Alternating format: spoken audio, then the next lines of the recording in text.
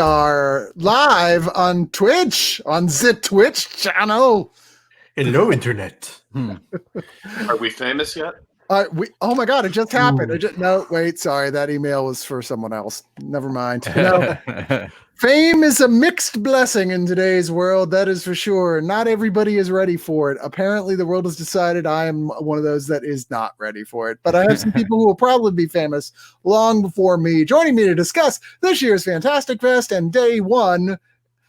It's not like it used to be, right? Day one, we're like, I got so much shit to talk about that happened. I'm not drunk enough for it to be a normal day one of Fantastic Fest. Yeah.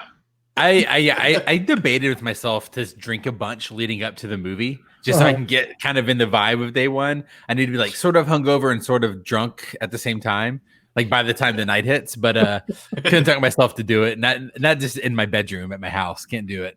So people were asking me, going, "Wait, Fantastic Fest is going on? How?" I was like, "Well, it's they're streaming it using an app called Scener to do it, which I've used before and had mixed results with." I was like, "Uh-oh, that's a wonky app."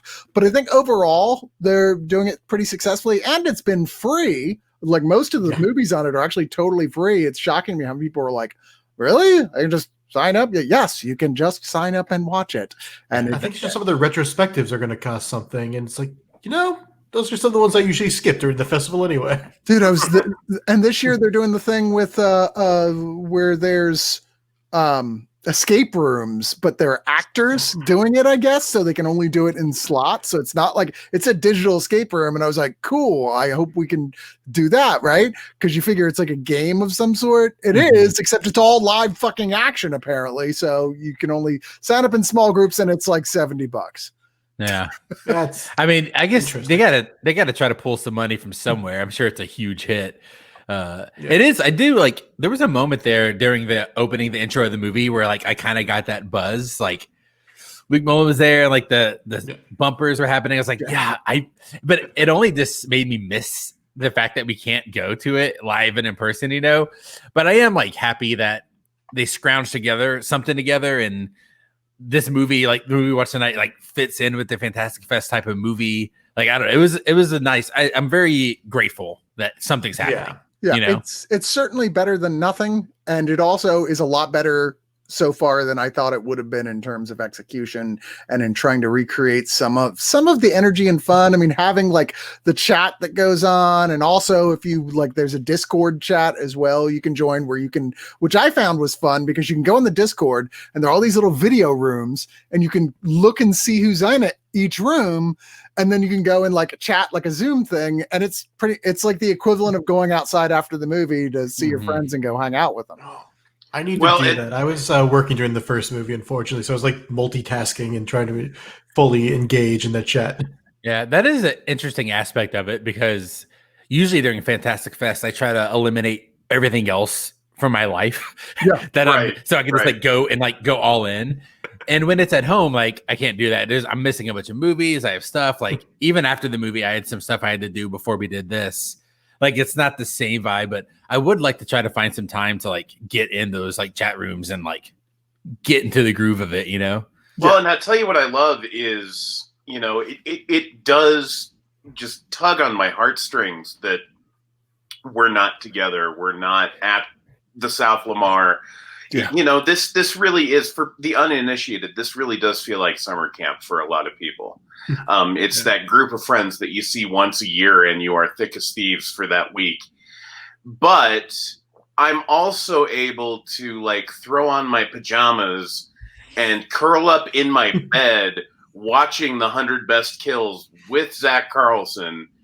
And, Chris can testify. I was saying, hey, our record tonight, am I going to have to be camera ready for that? Or I'm going to have to put clothes back on. Okay. Yeah. And I have to say, it's I would rather be there with y'all in person, but this is not without its little perks. Yeah, well, you know, Zach would have crawled up in the bed with you to watch 100 Kills during the festival. You don't have to wait for now to do it. That's true. That's true. Upper half clothes only required, though. I don't know what's going on down in the lower half of these screens, and I don't want to. That ain't none of my business. But let me ask you guys, the first film was a French werewolf movie called Teddy that was not on my radar whatsoever. No. And I was, you know, they put a lot of care into what the first movie is going to be. And I think this one isn't all, they're not always as fast paced as you necessarily want them to be. And I think this one was a little bit of a slower burn in that category, but I don't think it hurt the film at all. There's certainly a lot of familiar elements here, from ginger snaps to Carrie to even, I kept thinking of Romero's Martin. Mm-hmm. Yeah. Ooh, good call. I mean, yeah, it's like a classic, like, coming of age through horror, like allegory stuff. It's a classic, like, werewolf, puberty, manhood. It's like the classic thing. It doesn't really break new ground as far as that goes, but it finds a way to it tells its story as uniquely as you can retell a werewolf story, you know? Yeah. I feel like it's shot for some things that were I was impressed by. I don't think I would have thought of it as an opening night movie, especially with Fantastic Fest. And I'm not saying it always has to be a big opening night movie, because we've had some interesting and fun indie ones for that. But overall, it's like, yeah, this is a really solid budget werewolf movie. You can tell their budget kind of comes through when you finally actually get the werewolf, like full werewolf scenes. And I will admit, I am still squeamish about body horror, and this gets some really rough body horror scenes where I'm just like, the first thing we start recognizing a transformation moment, I'm like, one, no one would choose what you chose to do to address that. Yeah. That like, I'm sitting here trying to work, and like my boss is like asking me questions like in a chat window on the other screen. I'm like, ooh, I'm really happy for this distraction, but I can't look away. For the love of God. And I really appreciate that in a movie, but it can still make me squeamish when I'm distracted. That's saying something. It's something about, like, it's one of the most effective parts of this movie. Like, it's where the movie, like, they really had it nailed down, is the body horror aspects of it. Like, because there's parts of this movie, it's not like a perfect movie by any means. There's like some ups and downs, but there's good stuff in here, and the good stuff is the body horror. It well done. It is like you said, squeamish to the max. Like, it just on my computer screen, like in my living room, like watching like this, it's still just like shit. Like, oh yeah, oh man, it's like it's brutal. I mean, that's most of the gore for the first 3/4 of this film when it happens, which is rare, is just little tiny bits of body horror. They're not even especially gory, but conceptually, fuck. Yeah. The scene you're looking at in this image here, where he finds a long hair growing out of his eyeball and chooses to pluck it. I mean, Trevor, you're doing what I was doing. Watch, I'm like, no, stop. Yeah, well, let me. No, go ahead. I was just gonna say, it's like, because like there's scenes like they make me think of like the one thing, like people are like, oh yeah, Black Swan's a brilliant movie. I can't watch Black Swan, not for like most of that movie. It's that scene when she's like picking at her finger, and like that's most of this movie's horror, and it's really well done. But it's also just like, I don't need this in my life, but I also appreciate the fuck out of it. Well, and it's such a hit of that perfect kind of Venn overlap of what Fantastic Fest brings every year. And I haven't been for the last couple of years, so this is really kind of just a shot in the arm of something I've needed for a long time. And I walked into this movie 100% blind. I didn't read the synopsis. I didn't watch a trailer. Like, I don't think there is much marketing out there for it yet. No. I had no idea what I was getting into. And at first I thought this was going to be kind of one of those youthful rebellion comedies. And then I wasn't sure what and then I was waiting for Teddy to be a monster, like a teddy bear. Yeah. And that didn't happen. And what I got was actually kind of a weird intersection of Raw and American Werewolf in London. And I was totally there for it. Like, fun coming of age, and it's not the obvious werewolf is a stand-in for puberty. Like, that's that's present, but that's not this movie's only trick. Yeah, and that was certainly appreciated as well. For sure. I mean, they kind of use it. I mean, if there's something I could be critical about, it is like the metaphor of becoming the werewolf and what's going on in this kid's life. seems to be kind of disconnected somewhat. Because one thing I did like about his characterization, because it's about like he's out of place. He's the trailer trash of this French town, like that, and all that stuff is really good. And the werewolf like body horror stuff is really good. I never really found where it disconnected. That's like my favorite shot in the movie, by the way.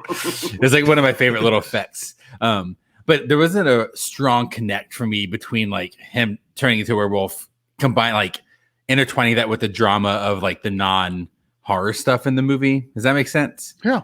And both parts worked independently of each other, but they never quite gelled together to make like, oh shit, this is a great werewolf movie.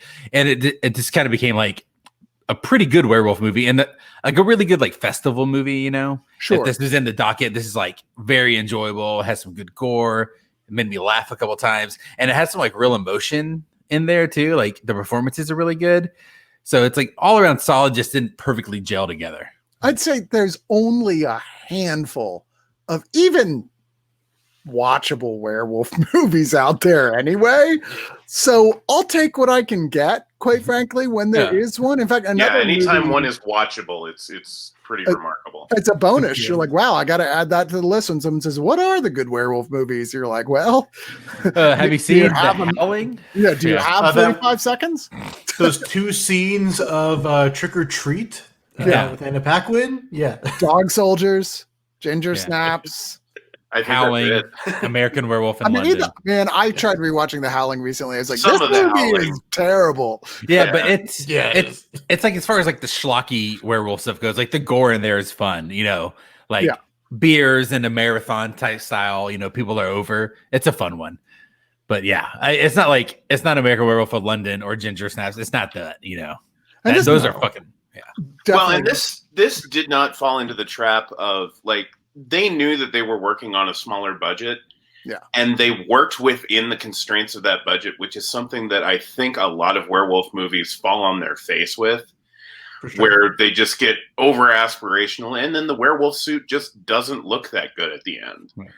And so, a lot of this movie, the werewolf is just barely off camera or, it's behind a bush or hidden in shadow, but all of that feels earned. Like I didn't feel like it was a cheap cop out. Like it honestly added to the movie to have the werewolf be kind of like Jaws, just around the corner, just under the surface. You never really even see the werewolf at all. It's you get one shot in the shadows in the dark, and it's like when the girlfriend like sees over the thing, you see him, but and that's the one shot where it's like it seems kind of stretched. I don't know. I thought it looked good because I was just like, this is kind of just enough of a payoff because it's also still pulling on that emotional moment for these two characters in this. And that's why it didn't need to try to be action. And it was after a scene that was like one of those perfect monster kill where you have no budget scenes. Yeah. Where like the way they built up to that and her fear in that moment was so good for me because I'm just like, you really earned this, pan up. And the suit doesn't look terrible because they do get it with just enough light where it doesn't look cheap and just dark enough where it still looks ominous and menacing. For sure. Like just a slight more light on there and then you're just looking like at a furry. It's like just enough light to be like kind of scared. They're like, it's the Care Bear we don't talk about. Yeah, like if that would still be hunted by French police if it was actually just a furry. Yeah, sure. Matt just joined us. Hey, Matt. Hello.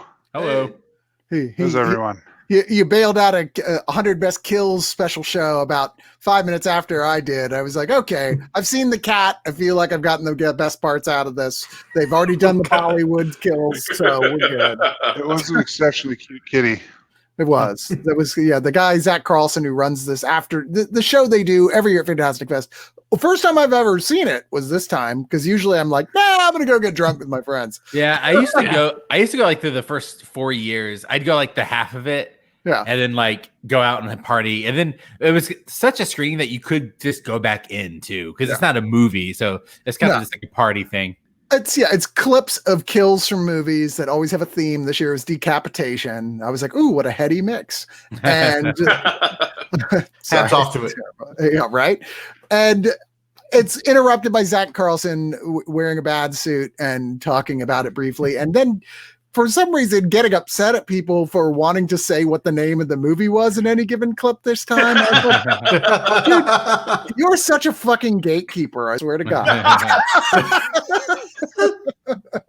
You guys still in the middle of your TED Talk? Yeah, we are actually live on Twitch right now, Matt. Yeah. It's a really hairy situation. Yeah. So my capsule review of that is that the protagonist is Private Joker and Private Pile in one body. That's good. I like that. I thought it was Chris in high school if he wasn't getting fans, mixing with the drug crew. I kind of was that too. Yeah. Although I had more T-shirts than that guy did. I was going to say that was one of the funniest things. T-shirt's amazing.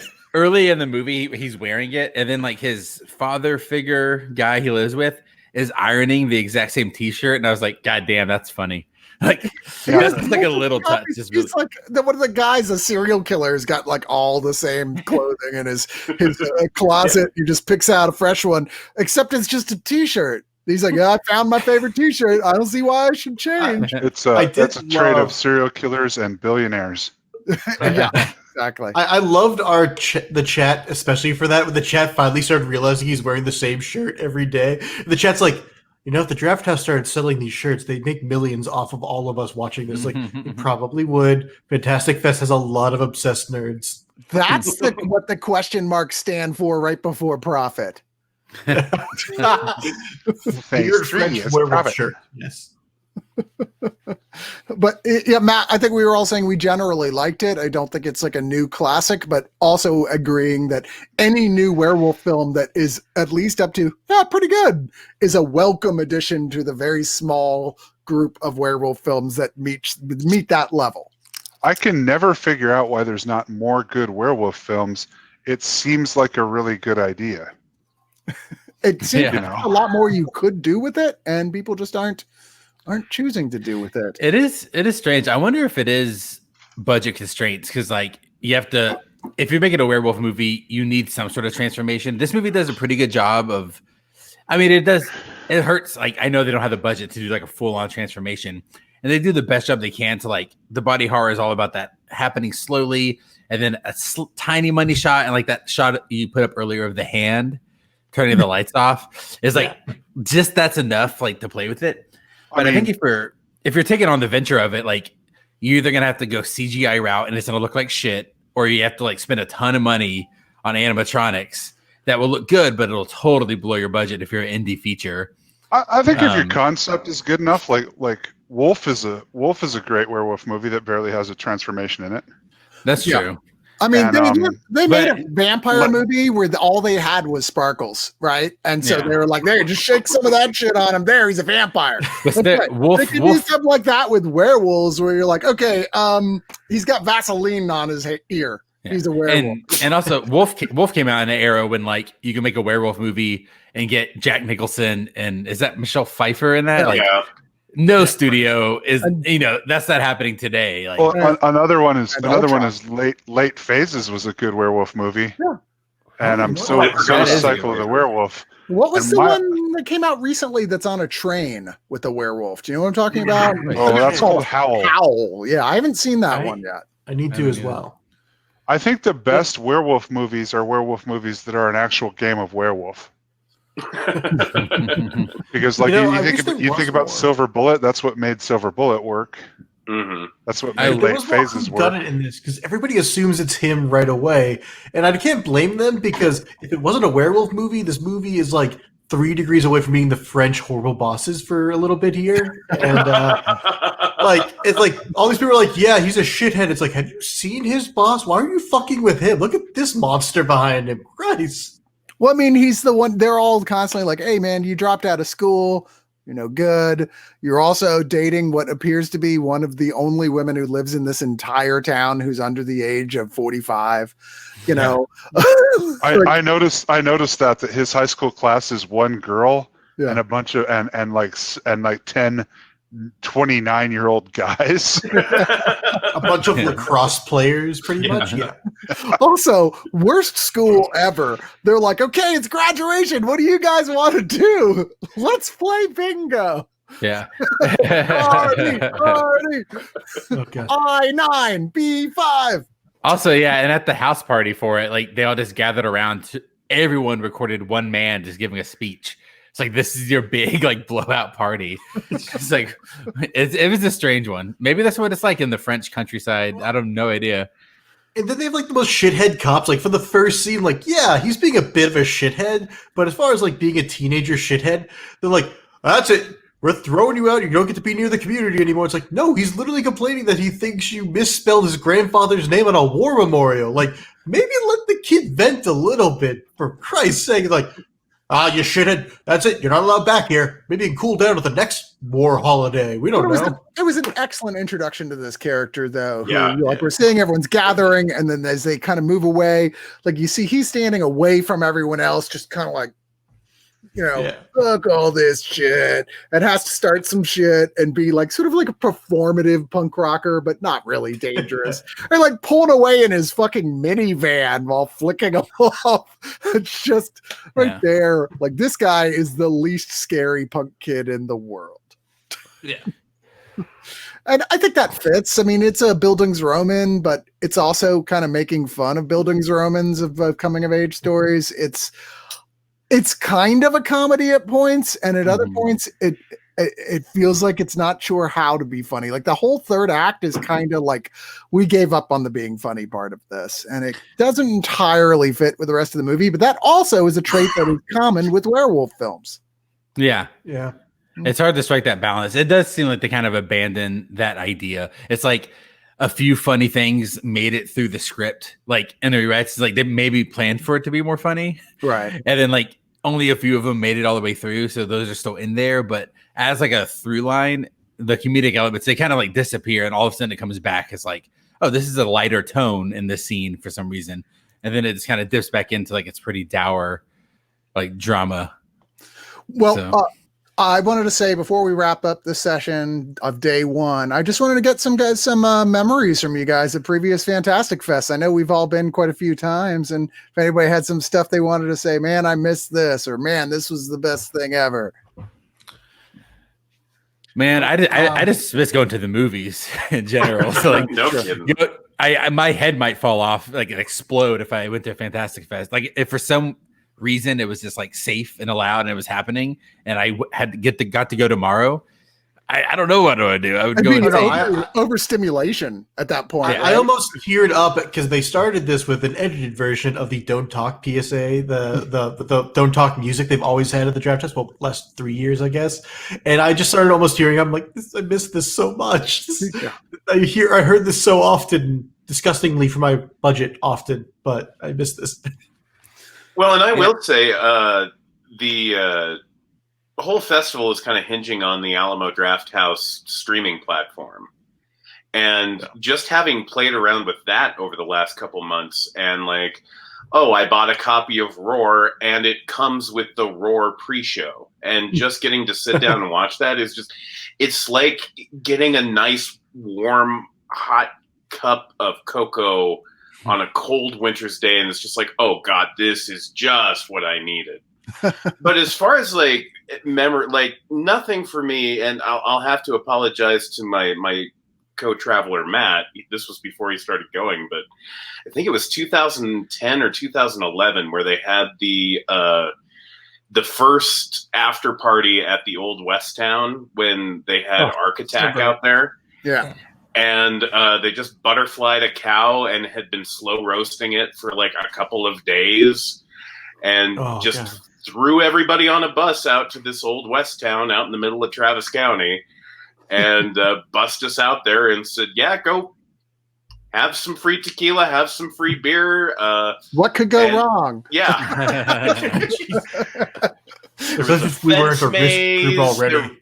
Stuart Gordon was there. Elijah Wood was up there directing Lightning and the Tesla like it was a pretty magical evening, and I don't know that I can even remember half of it, but what I do remember was just remarkable.